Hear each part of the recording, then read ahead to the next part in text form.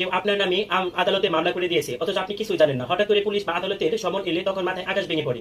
এই ভয়ঙ্কর পরিস্থিতি এড়াতে এখনই জেনে নিন কিভাবে আপনি জানতে পারবেন আপনার নামে গোপনে কেউ মামলা করেছে কিনা। চলুন আজকের ভিডিওতে আমরা এই বিষয়ে বিস্তারিত জেনে নিই। গোপনে মামলা মানে কি? গোপনে মামলা বলতে বোঝায় আপনার বিরুদ্ধে কোনো ব্যক্তি থানায় বা আদালতে মামলা করলেও আপনাকে প্রাথমিকভাবে জানানো হয় না। বিশেষ করে ফৌজদারি মামলায় এটা বেশি ঘটে।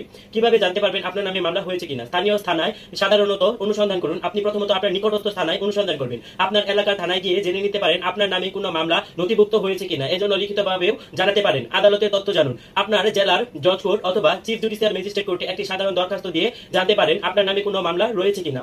অনলাইনে চেক করুন যদি এটা সুবিধা থাকে। বাংলাদেশ সুপ্রিম কোর্ট বা কিছু জেলার কোর্টে অনলাইন কজ লিস্ট দেওয়া হয়। এক্ষেত্রে আপনি আপনার ফোনের সার্ভার থেকে www.judiciary.org.gd তে ঢুকে আপনি চেক করতে পারবেন। আইনজীবীর সহায়তা নিন। আপনার পরিচিত একজন আইনজীবীর মাধ্যমে কোর্টের তালিকা কেস লিস্ট যাচাই করে নিতে পারেন আপনার নামে কোনো সমন, ওয়ারেন্ট বা কেস পেন্ডিং আছে কিনা।